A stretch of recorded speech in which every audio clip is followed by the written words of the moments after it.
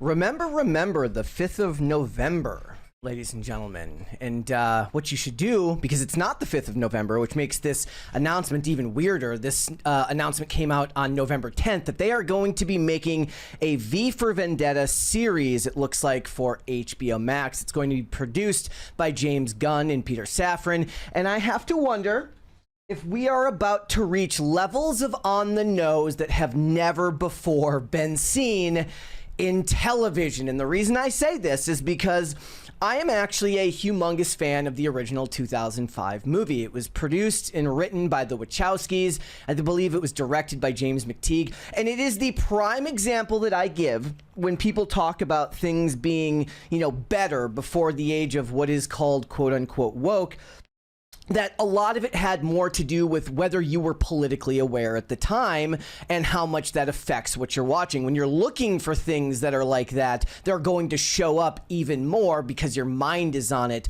But I go back and you rewatch the 2005 V for Vendetta, and I love it. I still love it to this day, and it is very much on the nose in regards to discussing the concept of fascism. And perhaps they didn't use that exact word, but everybody knew what they meant at that time. It was also hilariously off base to think that we were going to end up in, that Britain was going to end up in a, what they would call a quote unquote Christo-fascist regime, given the way that things have gone for Britain lately. And that's of course not true. But this is the type of show that I think runs the risk of ending up unbelievably on the nose, given what James Gunn's politics are and the current year of it all and what it means. But listen, let's look through this article. This is from Variety. It gives you an exclusive on it. There's other announcements from DC right now, just one at the end I want to get into. But I guess first off the bat is like, if this has been in the works, why wasn't this announced on the 5th of November? That would have been like perfect messaging for you guys to do, would be to put this out there. Remember the 5th of November, and then you can premiere it on November 5th whenever, maybe that's hard to believe because you can't always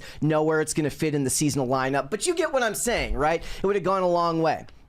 It says, according to sources, Pete Jackson, not Peter Jackson. We are not talking about Lord of the Rings Peter Jackson, and that's very important. It says, Pete Jackson is attached to write the series. James Gunn and Peter Safran of DC Studios will executive produce, as will Ben Stevenson via Poison Pen and Leanne Klein of Wall to Wall Media, which is part of Warner Brothers Studios UK. Warner Brothers Television will produce. This better have no hint of America in it. Like, that is first and foremost. This better feel like the most British show of all time. This is like the one time I'm going to say the episode should be like 70 to 80 minutes. It should feel like a British television show. And here's the thing.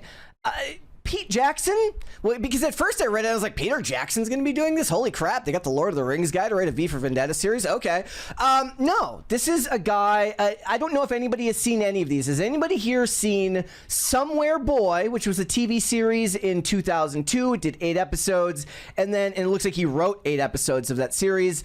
It's ranked 7.2 on IMDb. And The Death of Bunny Monroe, another TV series in which he was a writer on. But I guess the point I always make when we talk about stuff like this is like, why are we getting shows with recognizable properties that are being given to people who very few people have ever heard of? Now, I'm not saying that normies have to know who the writer is. That's not always going to be true. But there should be a backtrack, like there should be a back catalog of their work that tells you this guy clearly has the chops to write this series. So it automatically puts you off of the concept that this guy is going to be able to do justice to a franchise that became extremely mainstream, because V for Vendetta was a movie that everybody loved and was very, very popular of its time. I think a lot of people's first introduction to Guy Fawkes and The Mask was through that movie in a lot of ways.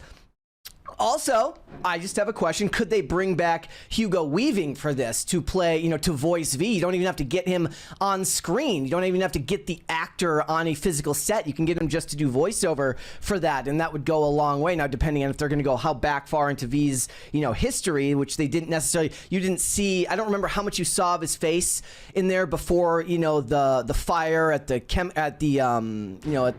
facility, and then what happened to him in the accident because of the experiments and all that stuff.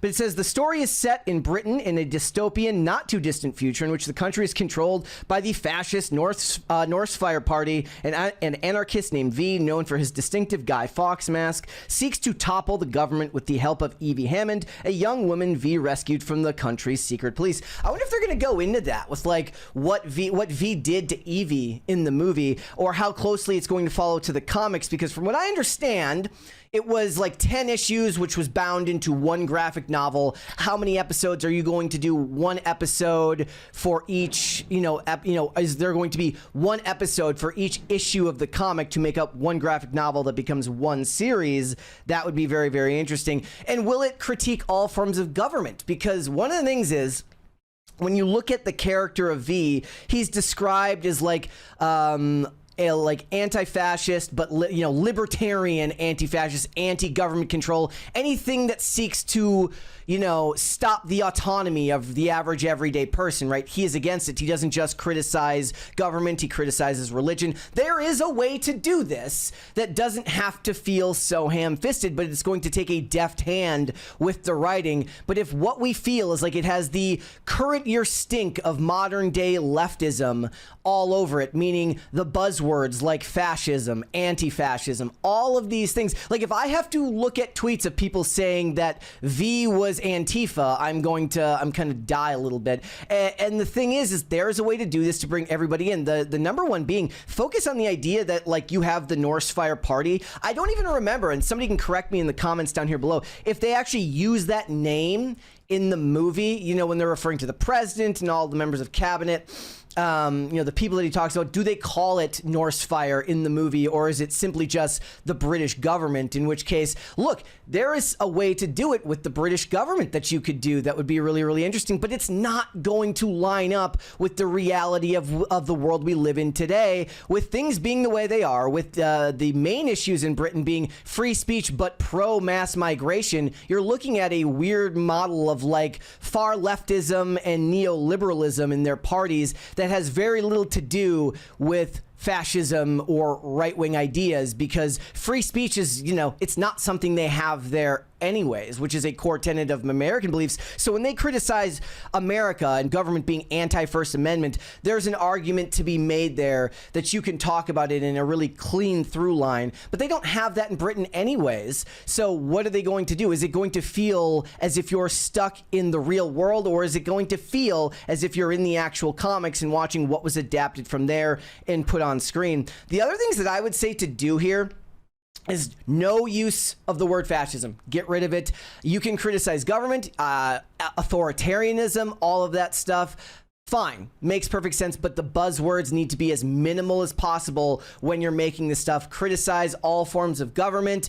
If you're going to criticize religion, make sure you're doing so in the context of the story, meaning that you're looking at a dystopian future in which the religion, the religious aspect of it doesn't feel as connected to the real world as it does today, because, Christian fascism is not the problem in the UK today. So this should feel timeless in some way, shape, or form. The other thing I would like to see them do with something like this, again, it feels like you can make these episodes 90 minutes, and that's a padded runtime, but it should feel like a British drama rather than an American television series, whereas normally I would tell you to make everything 42 minutes, which is the ideal length for a TV show episode for me.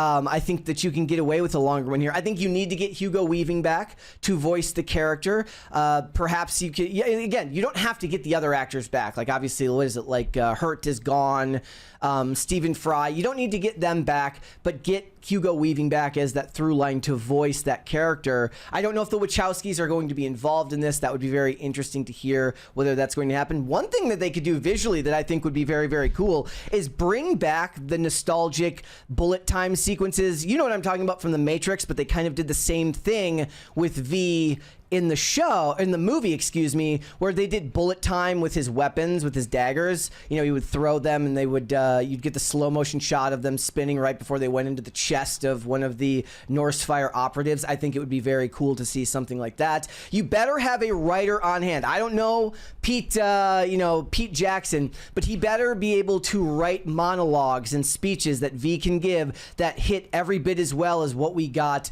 when we watched the original movie, right? Whether it's the alliteration for the speech at the very beginning or when he talks to McCready at the end and he says ideas are bulletproof. There's a lot of ways in which it kind of hinges on the ability for a great voice actor and a great physical presence, you know, embodying the character of V, giving you lines that feel like you want to quote them to people. And that movie did that. You get that great line at the end where he says ideas are bulletproof and then he snaps his neck. Like, that was a pivotal moment and that was a great scene in a movie.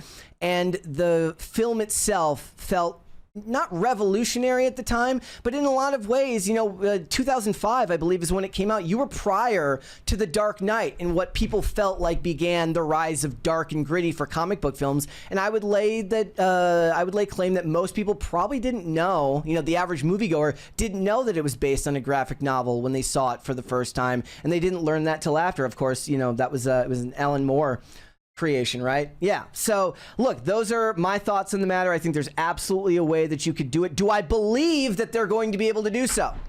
No, I don't have a lot of faith that they would be able to pull this off in any meaningful way. Not in current year, not with James Gunn attached to it, unless they keep his name completely off of the, you know, the writing of this movie. I don't see this being the type of thing that's going to resonate the way that the 2005 movie did, because people are burnt out on politics connected to comic book and graphic novel adaptations. They want to feel as far from the real world, you know, as far from the real world as possible. And you look at the way James Gunn's writing has gone into things like Peacemaker, whereas he might do a better job with movies, which have a shorter run time and you have to kind of make it for all audiences involved. When he makes his television shows, it just reeks of his politics, and I don't believe that it's going to be able to skip that when it comes to the TV show, even if he's just producing on it. I think they're going to talk about how it's so relevant to the times. Remember that the other day? I don't even have it pulled up, but they had the thing the other day in Peacemaker when they revealed the American flag with the swastika on it, and that tweet went viral of the guy going, "This is like so prescient to the times. This is so relevant to the times," which is of course ridiculous and stupid. We understand that that's whinging and of course hyperbolic, but they can't help themselves because they're coastal elites who can't see any other way to get their politics across other than ham-fisted bullshit that they shove in your face. One of the other announcements, I'll just kind of toss this in at the end here, which I thought was really interesting. They're going to be doing a mockumentary show about Jimmy Olsen, a mockumentary about true crime in the DCU, hosted by Jimmy Olsen. I guess the main character of season 1 would be Gorilla Grodd. I have no idea who's going to back up the money truck to be able to animate Gorilla Grodd for like 7 or 8 episodes, but maybe you only see him in 1 or 2 episodes or something like that. It will not feature Clark Kent or Lois Lane, which is a shame, because Rachel Brosnahan was in a lot of ways considered to be one of the standouts of Superman this past year at the theaters, and I think her and Clark had great chemistry. So wasn't there a show like 10 years ago called like Powerless that was something similar to this? I think there was, and nobody watched it. So these are the type of things that feel like it's going to get greenlit, and then in 6 months they'll be like, there hasn't been any movement on it. But it is true, however, that the actor who played Jimmy Olsen was a standout. His name's Skylar Gisondo. Like, somebody can correct me down in the comments if I'm wrong. He's got a Paul Dano-esque look about him that kind of gives him a magnetic appearance on screen, because he doesn't give off the typical look of your average Hollywood leading man. He's got a unique look about him that's really, really great. And he was the standout of that film. It would be funny to see, you know, this is just me, but it's like, given the fact that he's basically a ladies' man in the movie, like it's just him sleeping with various women to get the stories that he wants to get, I would actually laugh really hard at that. And it seems right up the alley of someone like James Gunn would love to do something like that.